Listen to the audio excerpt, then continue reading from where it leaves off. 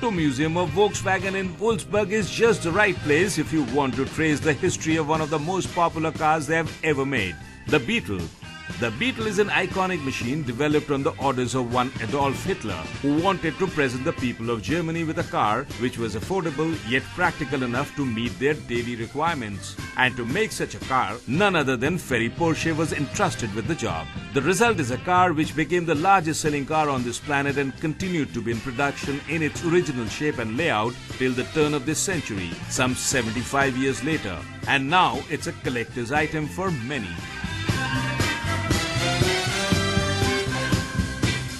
If you love your Beetles and the carbon gears, then you will be amazed at what I'm going to show you next. This is a place which has Beetles ranging over half a century, and they have been painstakingly restored back to their prime health and all put under one roof. And if you're wondering where is this, then I can tell you this is the place where you expect it to be, the home of Volkswagen in Wolfsburg.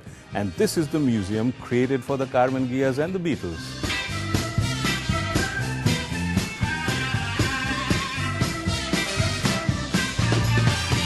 The other iconic car which Volkswagen made is the Carbon Ghia, which with its unmistakably sporty outline is of course many a collector's favorite, and I was delighted to see so many of them representing many generations and many years, and of course some which were very special.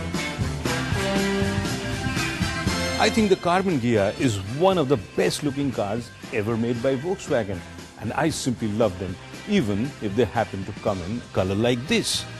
This is a car which actually went racing, produced 209 PS out of a 4-cylinder engine, pretty fast for those times with a top speed of over 170 kilometers.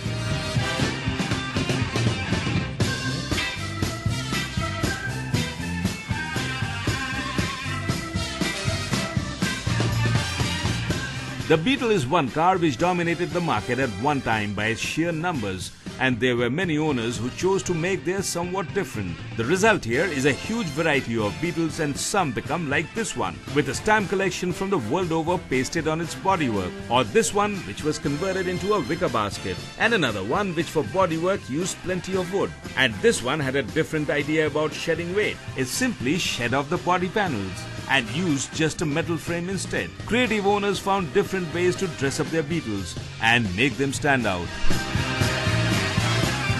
If you thought Beetles were small, cute, but boring cars just meant for everyday commute, then perhaps you haven't seen something like this.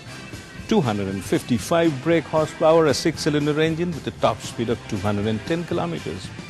Where else do you drive it but on the racetrack? Maybe you haven't seen this, and maybe you haven't seen this one, and that one, and that one. Interesting stuff what Beetles can be. I leave it to you to decide which one you like best. But for me, it was a treat to see different generations of one of the greatest cars ever made, restored so lovingly by the museum staff and all housed under one roof, to give you an idea of the evolution of the Beetle over the years. As I said, if you love your Beetle and you happen to be in this part of the world, make a trip down to Wolfsburg and spend the day being one-on-one with the Beetle. The Beetle is one of the most remarkable cars ever made, which withstood half a century of use and even at times abuse, but looks as beautiful as the day she was born.